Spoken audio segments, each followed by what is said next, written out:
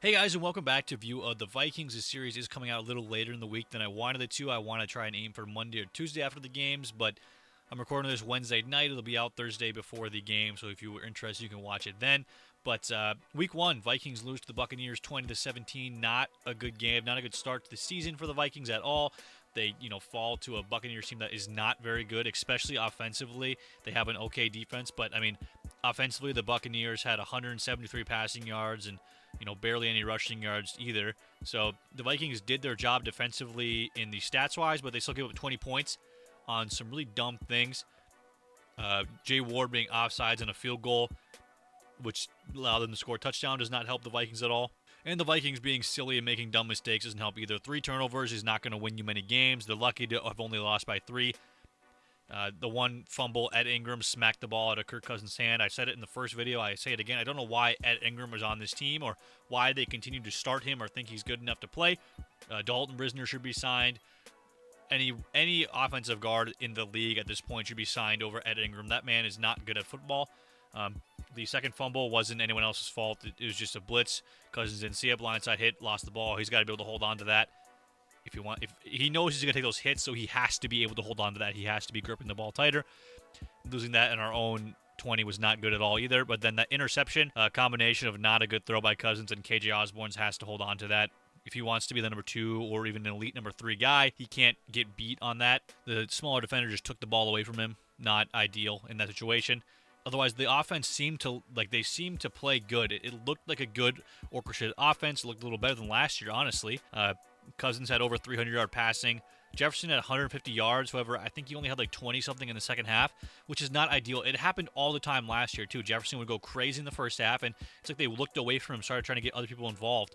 If you're Kevin O'Connell or Kirk Cousins, you have to just say Jefferson has 130 yards at half. We're not going to go away from that in the second half and keep feeding him the ball. Madison only had 34 yards and 11 carries. It's, people didn't expect a ton out of him. Did have a receiving touchdown where he refused to go down. That was pretty good. But, I mean, the Vikings won this game in yards by almost 150. They also had 3 more turnovers, but they also had more first down. Time of possession was split almost evenly, so in the end, it was just the turnovers that cost the Vikings this game, and it felt like a game the Vikings should have won, like 38 to 14 or something like that. But they ended up losing and are now 0-1 to start this year and have a tough schedule ahead. I mean, tonight, this Thursday, when you're watching this video, if you watch when it comes out, they're playing the Super Bowl runner-up Philadelphia Eagles in Philadelphia. Not an easy team, not an easy place to play. Obviously, there are some caveats that the Vikings have. Maybe, it's helping them out. I wouldn't want to see an advantage because it's still a very tough team to play. But the Eagles are missing some players as Nakobe Dean is not playing. Kenneth Gainwell is out. Reed Blankenship is out, the starting safety. James Bradbury, the starting corner, is out. Fletcher Cox, the all-pro defensive tackle, is questionable. So even if he does play, he might be a bit slower, which all those should aid the Vikings a bit, especially because the Eagles' defense is what beat them last year. But the Vikings are also missing Garrett Bradbury. He will not play. Now, opinions on that may vary if that's good or bad. Marcus Davenport is questionable, so it might not make his Vikings debut. And Christian Darrisaw is questionable, but he came back into the game against the Buccaneers, so I don't see why he wouldn't play against the Eagles. I hope he does because they need him to play. But the Eagles come off a not-so-good week against the Patriots. They were dominating in the first half, but then Mac Jones threw for over 300 yards against that defense, and they almost had a chance to win it towards the end of the game, but they couldn't quite pull through. So this is an Eagles team that looks more beatable than they did last year. They went at home, so that it could be a different ballgame. Obviously, Philadelphia is a very tough place to play. However, the Vikings have a legitimate shot this time. I think a better shot than they had last year.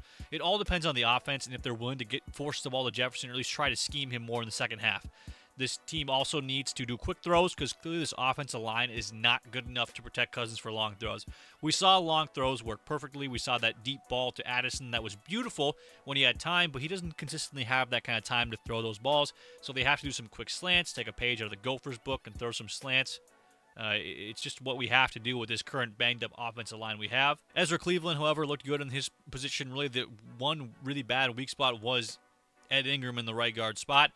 The center was the backup, so obviously that's going to be a little tougher. But, it wasn't very good for the offensive line. Kirk Cousins took a lot of hits.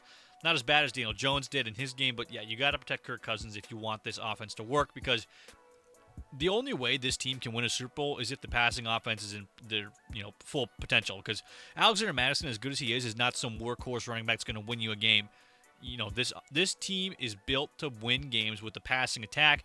And if you can't let a pocket passer like Kirk Cousins stand in the pocket and throw the ball, you're not going to win the games. It's just simply not going to happen.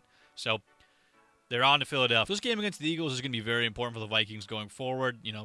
This could make or break the season. Obviously, it's not that extreme yet, but if you go down 0-2 to start the year and then you face the Chargers, that's almost a must-win game. You don't want to start 0-3. It's very hard to overcome that, and the Vikings don't have the necessary pieces, I think, to kind of overcome that or do anything about that. So winning this game against Philadelphia suddenly becomes way more important than people thought it would be. They thought this would be a good test against a high NFC team that the Vikings would probably lose and it would be okay. But you can't really start 0-2 in the NFC, especially in the North, how it's looking. The Lions look very good. They played very well in their game against the Chiefs. I think that surprised some people. And the Packers looked perfectly fine against actually, they looked good against the Bears. Jordan Love was perfect for that offense. He was a game manager. He kept getting the ball to Aaron Jones, who did get injured. I don't think it's a major injury. I think he'll be back relatively soon. So nothing to fret for Packers fans. But Jordan Love looked perfectly fine in that offense. He didn't look scared. He wasn't throwing bad balls. And, the Bears did not look good. So maybe the Bears are a team that the Vikings don't have to worry about. But the Packers and Lions are two threats to win the NFC North. And if the Vikings can't win the games they're supposed to win, like against the Buccaneers, this division is up for grabs, honestly. So it's just frustrating to watch the Vikings lose a game like that when they had no business losing that game.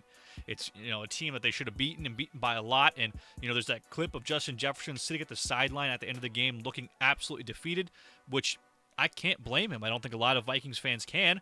That's the look that a lot of us had after the game, I'm sure. Just sitting there like, I can't believe we just lost to Baker Mayfield and the Tampa Bay Buccaneers.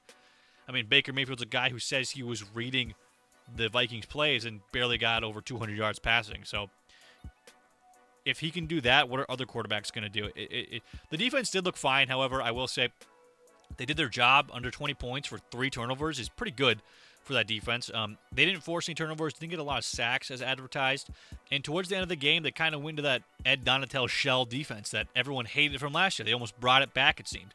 So it'll be interesting to see if that changes at all this week against Jalen Hurts, who is a very athletic quarterback who will run on this team if they don't change things. And someone like Ivan Pace Jr. might have to be a spy on Jalen Hurts. And if he is, he has to commit to the tackles, unlike he did against Baker Mayfield at the end of that game. That was not a good play that allowed him to get the first down. If you're Pace, you got to lower your shoulder and lay the boom on him. If he wants to try and run, you got to make him hurt. So that's something a rookie, undrafted rookie, he's going to make that kind of mistake. Hopefully the coach just pulled him aside and said, hey, we can't do that anymore. You have to make that tackle. Otherwise, the defense looked perfectly fine in that game. All things considered, there was a couple plays. I mean, the blown coverage and the Mike Evans touchdown is going to hurt, but that's Mike Evans. He's going to find a way to get open. And the Eagles have some good receivers too. A.J. Brown and Devontae Smith are not easy to guard, but the corners seem fine. The blitzes worked well, so it'll be a good game this week, or today even, since watching it Thursday. I am going to predict the Vikings winning this game. I think it's going to be close. I think it's going to be a 20-24 game for the Vikings winning it towards the end. Kirk Cousins is going to play good. He's going to have an interception early on, but he's going to bounce back. Him and Jefferson are going to work well in the second half, and they're going to manage to win this game 28-24 Vikings.